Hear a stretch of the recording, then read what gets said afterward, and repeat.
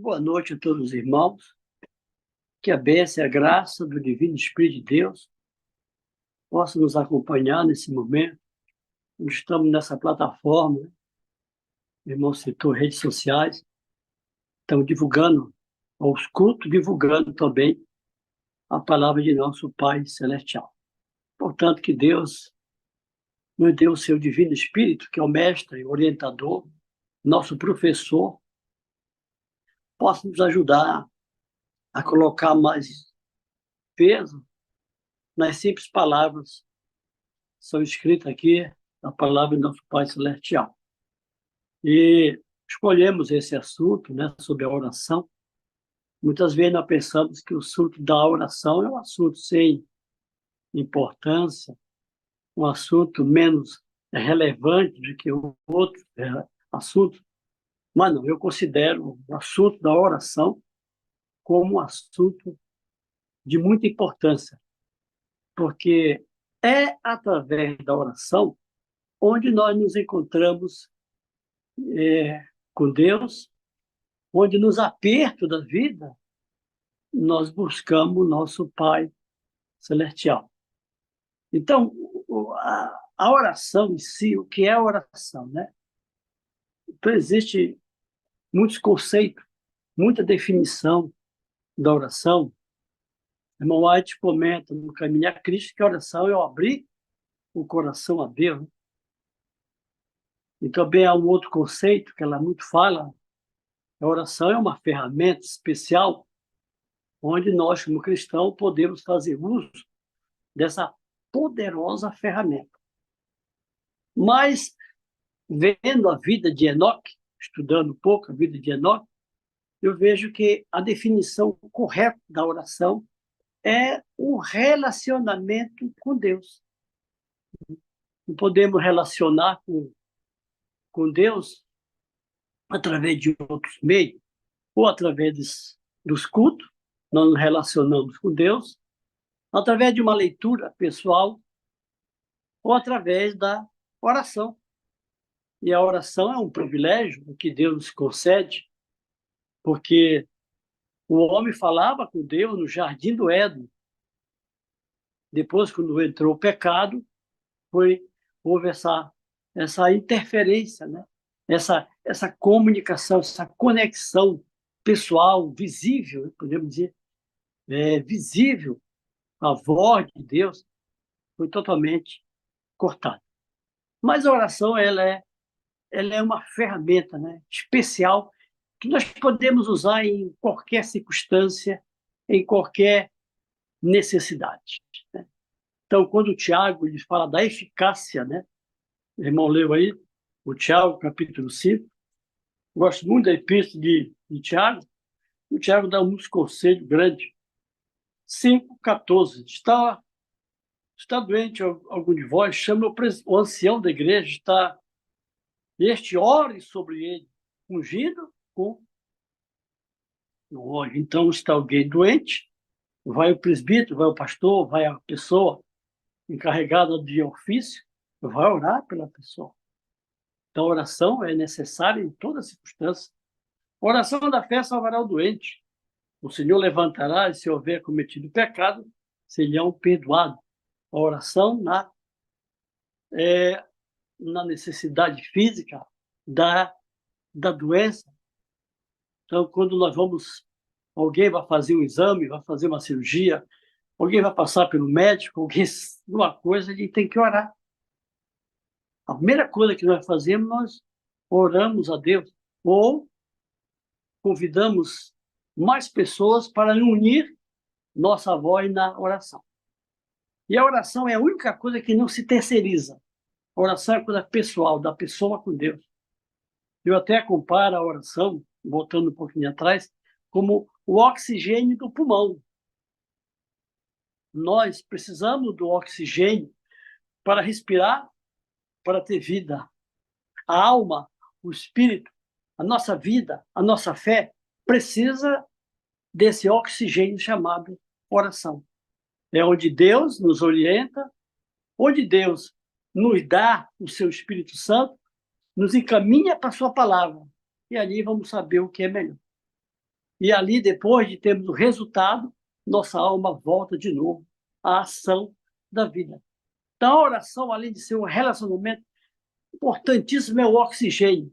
O ser humano não vive sem o oxigênio. Se não vive sem o oxigênio, que é o pulmão, como o cristão pode viver sem oração? Nós já vimos que Jesus ensinou o Pai Nosso, completo, lá de São Mateus, capítulo 6.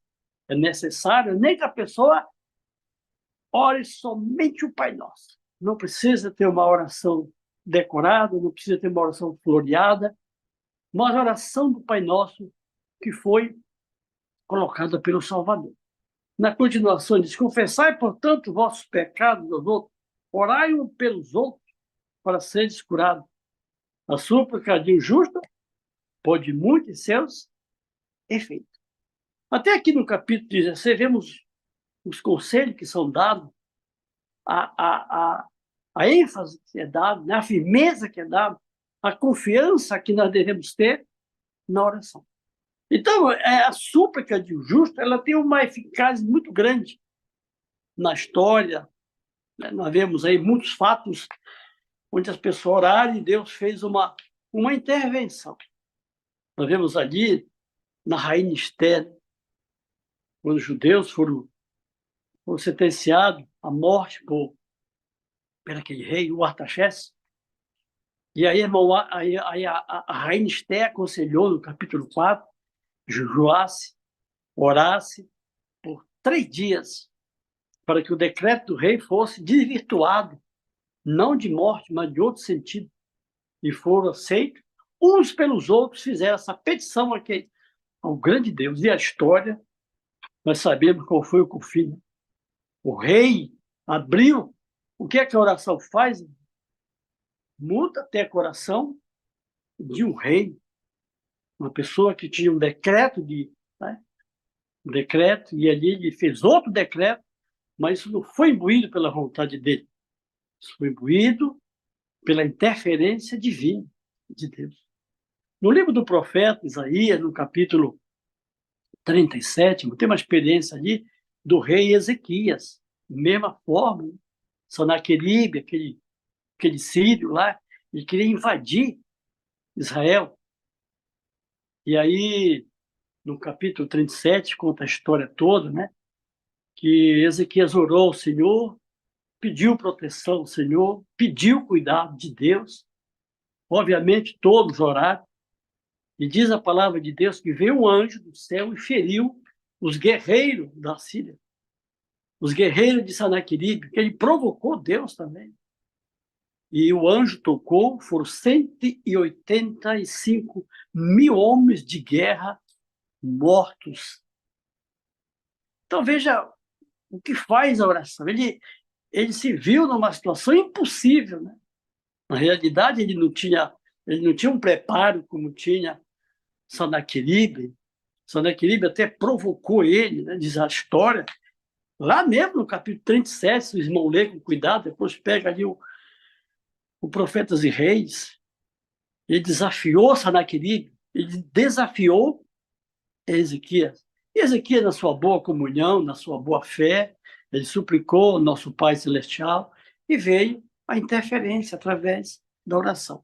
Mais na frente, no capítulo 38, nós temos outra ocasião em que Ezequias estava doente e o profeta Isaías foi lá e o profeta Isaías disse: arruma a tua casa, porque dessa cama morrerás e não viverás. Novamente ele suplicou ao Senhor pela vida. O profeta Isaías não estava nem saindo do palácio, estava, né? Já quase saindo, houve uma voz: volta lá e avisa, dá esse recado para Ezequias. Irmãos, como é que Isaías podia ficar? Ele foi lá e dá o recado que ele ia morrer. Novamente ele vai dar outro recado: agora você vai viver. Por quê? Porque Ezequias, ele suplicou ao Senhor: se deveras, tem compaixão de mim, tem misericórdia de mim, tenho feito isso perante os teus olhos. Ele suplicou, ele chorou. E Deus ouviu a oração dele. Isso é uma oração eficaz, né? Uma oração de poder grande, onde Deus jamais pode dizer não, né? Por isso que o homem tem que se apresentar perante Deus, não falando do juízo, não falando da sua bondade, mas falando da misericórdia de Deus. Então, a misericórdia de Deus, a oração, né? Não é um assunto muito pouco falado. Quando se fala na oração, se fala com uma coisa muito vaga, mas a oração é a âncora, é a ferramenta poderosa que temos, né? O apóstolo Paulo, lá em Efésios 5, 12, 5, 6, 12, né? Porque não temos que lutar contra a carne, contra o sangue, mas contra principados, potestades, das maldades espirituais. E como devemos agir com esse poder, potestade, poderes superiores, através da oração. Que tipo de oração pode ser feita, irmão? Pode ser de joelho, pode ser andando, pode ser cantando, também pode ser no pensamento. Paulo, lá em 1 Tessalonicenses 4,17, diz: orai sem cessar. 5,17. Essa oração sem cessar é uma ferramenta muito grande, né? Onde quer que nós estejamos. Eu estou com os irmãos, mas estou orando. A pessoa pode estar trabalhando, pode estar dirigindo o carro, um avião, qualquer coisa, e está orando. É a única oração que é vedada sobre o mal, ele não consegue ler o pensamento de quem quer que seja. Então, em apuro, como Neemias, né? Neemias ali, perante o rei, ele se ajoelhou, em pensamento pediu que Deus interferisse ali no seu povo. Então, o pensamento da gente é um bloqueio, é uma conexão que só Deus, Pai, Filho e Espírito Santo, lê esse pensamento da gente. Então, nós devemos usar essa ferramenta espontaneamente, qualquer dia, qualquer hora. Não esqueçamos, a oração sem cessar é uma coisa contínua, é uma comunicação contínua, é uma comunhão contínua. Né? Podemos estar onde está. E assim, irmão, nós temos ali Atos Apóstolos, capítulo 12, uma experiência de um poder muito grande. Os apóstolos dizem que quando a igreja estava sendo assolada por Herodes, assolada por Nero, muitos imperadores que assolaram a igreja cristã, diz que a igreja se comoveu, orou. Primeiramente, diz aqui o verso, capítulo 12, não vou ler, ele tinha matado Tiago, ele tinha prendido Pedro para que pudesse, na determinada ocasião, matar Pedro.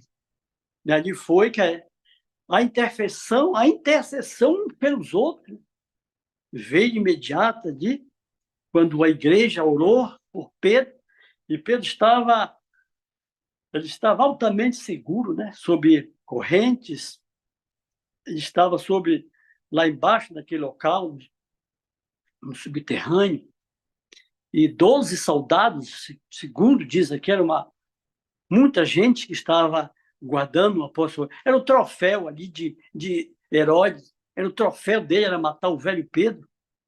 Mas a igreja soube, orou, foi o anjo, abriu, quebrou tudo, tirou Pedro. E quando Pedro apareceu perante a menina chamada Rod, ela disse: não é possível que eu disse, é eu mesmo. E aqui diz aqui o verso, né?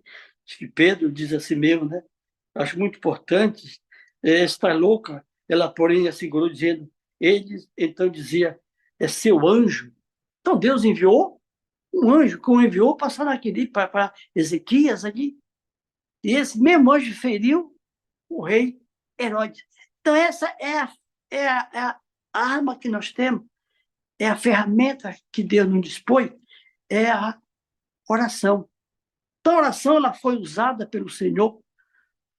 A oração mais necessária, uma oração que quando nós estamos numa necessidade mesmo, precária, precisamos, particularmente eu faço da oração de madrugada.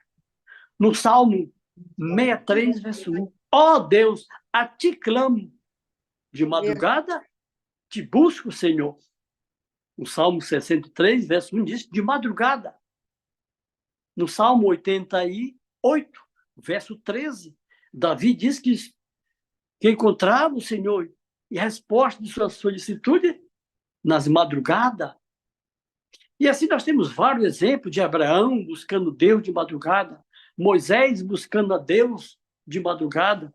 No Provérbios 8:17, eu amo os que me amam, e os que de madrugada me buscam, me acharão. Por que de madrugada, irmão?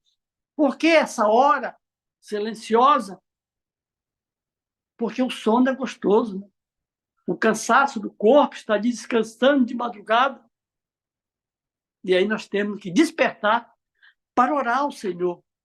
Temos que despertar para uma necessidade muito grande. E aí nós vamos interromper o nosso descanso, interromper o nosso sono para suplicar ao nosso Pai Celestial. Outra pergunta que eu falo para o irmão, por que devemos orar? Deus sabe de todas as coisas, irmão. Sabe, Deus sabe de tudo, nosso pensamento, palavra, ações. Deus sabe de tudo. Nosso pensar, nosso levantar, nosso agir.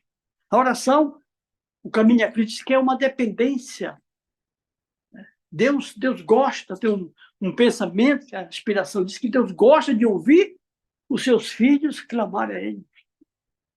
Então, essa dependência, ela deve ser, deve fazer parte da vida, nossa vida como cristão. Mais na frente, vamos precisar da oração, vamos precisar de uns para com os outros. Precisamos diariamente, quantos problemas a gente escuta os irmãos, né, dar uma solução. Eu tenho prestado atenção que a solução não são tardas, não demora. Acho que Deus ele não tarda em ouvir os seus filhos aclamarem por Ele. Como um pai se compadece de seus filhos, Deus se compadece também daqueles que eu tenho. Há uma experiência no Evangelho de Lucas, eu acho que é o capítulo 8, daquela mulher que suplicou aquele juiz, e aquele juiz não ia atender ela, portanto, ela molestar aquele juiz, o juiz falou, eu vou atender esta mulher. Ali também foi um exemplo, né? Porque nós temos que viver na esperança, nós temos que viver na paciência, temos que viver também na perseverança. Os três princípios devem reger a nossa vida. Temos a esperança de um dia estarmos livres do poder do pecado, da presença do pecado, da vida do pecado. Um dia vamos ter. E temos a esperança, essa é uma esperança. Temos que ter a paciência, que é isso que diz a história no livro de Jó. Ouviste qual foi a paciência de Jó, o qual Deus retribuiu a ele. E depois a Bíblia fala de um outro princípio que é a perseverança. Aqui está a paciência dos santos, a perseverança dos santos. Então, a perseverança é uma qualidade que nós temos que pedir ao Senhor na oração, quando estamos com uma necessidade de algo de Deus, às vezes nós perdemos a perseverança. Pedimos hoje, pedimos amanhã, e, infelizmente, nós perdemos, que é a perseverança. Jesus falou, aquele que perseverar, Mateus 24, verso 13, o que perseverar até o fim, esse é que será salvo. E é necessário aproximarmos de Deus com fé, com convicção, para que Deus possa nos ajudar. A nossa arma, além da oração, é o cumprimento do livro divino. Tudo que Deus diz a respeito a nós, na sua palavra, devemos crer que é através da sua palavra que só vemos o que Deus tem para cada um de nós. No Salmo 91, verso 11, diz que Deus dará ordem aos seus anjos ao teu respeito. Há uma necessidade de qualquer pedido, há uma necessidade de qualquer problema, se for possível, Deus dará. Nós não damos ordem a Deus. Nós solicitamos a Deus. Deus é que dá ordem na gente. Deus é que dá ordem aos anjos. Apenas nós Na oração nós fazemos cumprir a sua palavra.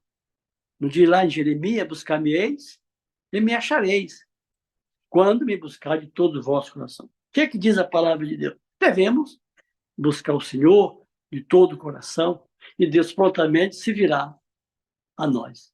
Assim, irmão, nós como indivíduo, como povo, né, conhecemos muito o texto de 2 Crônicas 7,14. Se meu povo, que se chama pelo meu nome, orar, se converter, mudar os seus maus caminhos, eu ouvirei, eu atenderei. Em toda a Escritura Sagrada, vemos que Jesus prometeu, quando estivermos por necessidade, devemos pedir ao Senhor, buscar ao Senhor, com perseverança, né, com paciência, mas tendo certeza que Deus há de atender as nossas solicitudes. Quanto mais agora nós vivemos nesses últimos dias, né, um dia de guerras, crises, de incredulidade, toda forma do mal. Percebemos aí que o mal não tem limite, né? Necessitamos muito da comunhão, da compaixão, da misericórdia desse Pai Celestial, que nos guarde a nós, nossas famílias, resolva nossos problemas financeiros, espiritual, né? Que nos guarde aonde nós saímos, aonde nós entramos. E hoje está assim, né? Cidade grande, a pessoa sai, mas ele não sabe se ele volta, né? Mas nós devemos crer, confiar no Senhor. De que forma devemos confiar no Senhor? Hebreus 11, verso 6. Ora, sem fé é impossível agradar a Deus. Que é necessário que aquele que se aproxima de Deus creia que ele existe, que ele é galardoador dos que o buscam. Então, Paulo foi muito claro, né? Que Deus quer nos galardoar, quer nos presentear com a resposta da oração. Então, não existe nenhum problema na face da Terra, em todo o universo, que Deus não conheça, o qual também que o Senhor não possa resolver do dia para a noite. Porque Jesus diz que aquilo que é impossível ao homem é possível a Deus. Se Deus chegou, irmão, a ressuscitar Jesus na pessoa humana, conseguiu ressuscitar pessoas, quanto mais um problema, isso para ele é fácil. Então a dificuldade não está em Deus Pai, Filho e Espírito Santo. A dificuldade está na nossa pessoa, que somos muito incrédulos, relutantes, não acreditamos muitas vezes na veracidade da palavra de Deus. Porque Isaías diz que Deus faz o que lhe apraz. O que Deus quer fazer, ele faz. E até o inimigo, ele treme da palavra de Deus. É necessário também, como diz Tiago aqui, no capítulo 4, voltando um pouquinho, ele diz: devemos pedir, mas não pedir mal. Pedi e pediste mal. Pediste para o teu deleites. Pedis e não recebeis, porque pedis mal, para gastardes em vossos deleites. Tiago 4, verso 3. Muitas vezes nós pedimos aquilo que não está no coração de Deus. Não é bom para nós, para o momento, para a hora. Por isso que a oração ela tem que corresponder a uma coisa chamada a vontade de Deus. O Senhor Jesus diz: seja feita a tua vontade, assim na terra como no céu. Mas Deus, mesmo não sendo a nossa vontade, o que é que Deus faz com nós? Ele nos dá o seu Espírito, ele nos consola, ele nos ajuda. Muitas vezes uma oração não é atendida como nós queremos, mas Deus tem milhões de opções. Deus quer nos abrir a porta, uma coisa melhor. Deus quer nos revelar algo que a gente não sabia. Então, é a vontade de Deus, né? Porque quando se fecha uma porta, diz que Deus abre 10 portas, janelas. Então, devemos confiar no Senhor, fazer uso dessa magna ferramenta Caminho a Cristo, tem um pensamento aqui que diz assim, irmãos, esse é o livro, né? O privilégio de falar com Deus. Foi daqui que eu tirei muitas passagens.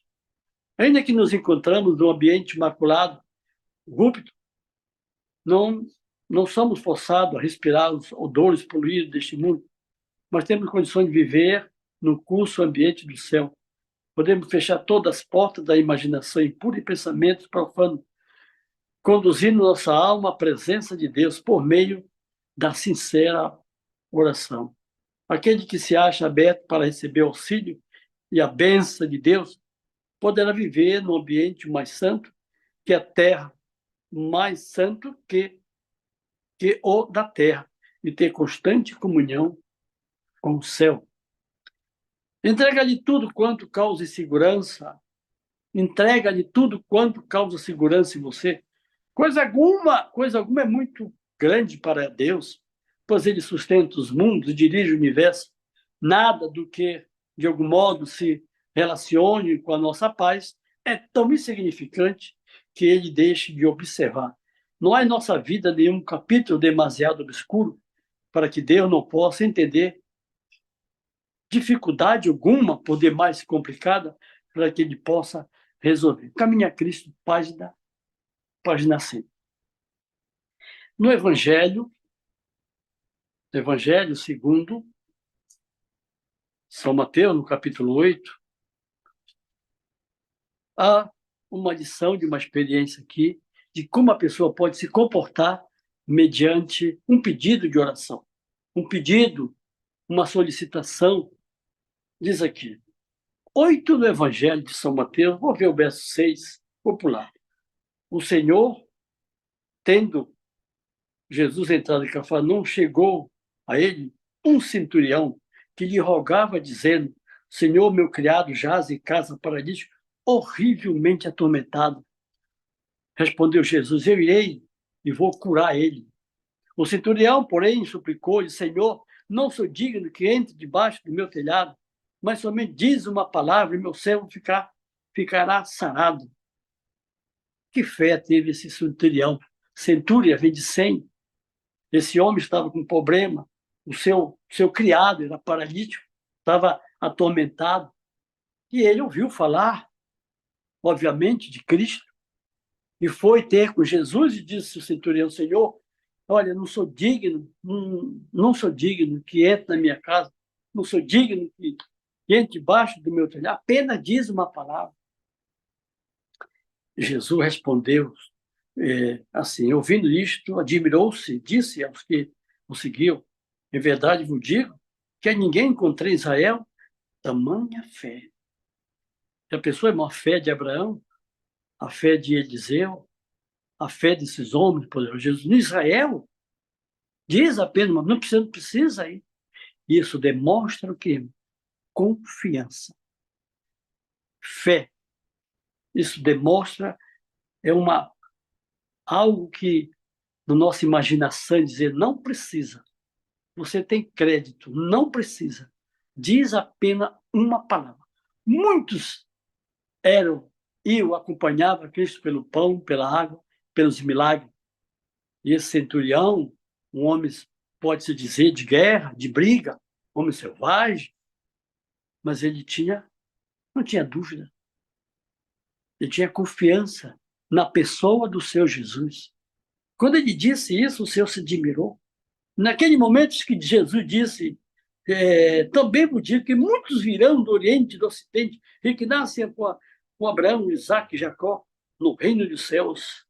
Mas os filhos do reino serão lançados nas trevas exteriores e haverá choro e ranger de dentes.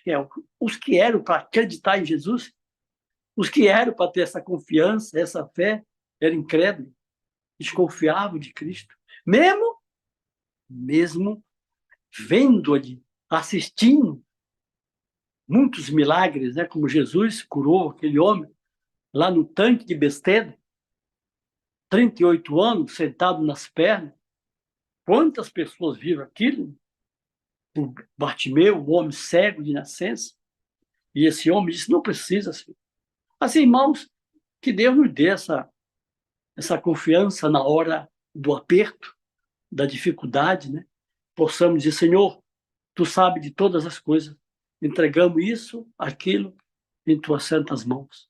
No Evangelho de Marcos, no capítulo 11, nos dito assim, ó, é verdade, vos digo, que qualquer que disser a este monte, pegue-te e lança no mar, e não duvidando em seu coração, mas crendo que fará aquilo que se diz, assim lhe será feito. Por isso vos digo que tudo o que pedides em oração, crendo que o recebereis, tendo eles. Então, qual é a ferramenta? É a crença. Né? Porque às vezes nós pregamos, falamos, agimos, mas não cremos. Então Jesus diz, olha, se você tiver fé, você vai pegar esse monte, você vai erguer esse monte, não duvidando no nosso coração. Tiago diz que o homem que duvida é como uma madeira levada pelas ondas do mar, acima do vento. A incredulidade existe no nosso ser, no nosso coração. A incredulidade foi depois do pecado que adquirimos, mas devemos sempre pedir a Deus, Senhor, acrescenta-nos a fé, aumenta-nos a fé. Quem nos assiste, irmãos, na nossa peleja, na nossa oração, o apóstolo São Paulo escrevendo em Romanos 8, verso 26. Do mesmo modo, também o Espírito nos ajuda nas fraquezas, porque não sabemos o que convém pedir como convém, mas o Espírito mesmo intercede por nós com gemido inexprimível. Então, nós não estamos só nessa tarefa, né? Nós não estamos só nessa missão, nesse socorro. Temos aqui a atuação. Quantos textos nós temos?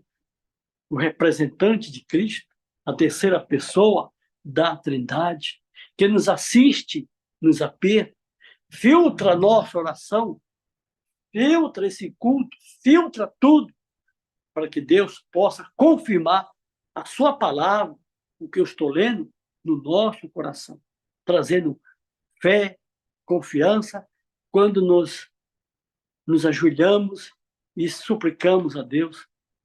Então, é o Espírito Santo que ele nos auxilia na nossa debilidade espiritual, nas nossas fraquezas, porque nós não sabemos se vai ser aceito, se não vai, mesmo sendo coisa boa. Porque muitas vezes não sai de um coração genuíno. Como é que Deus vai atender algo que não é genuíno? Mas o Espírito Santo intercede por nós.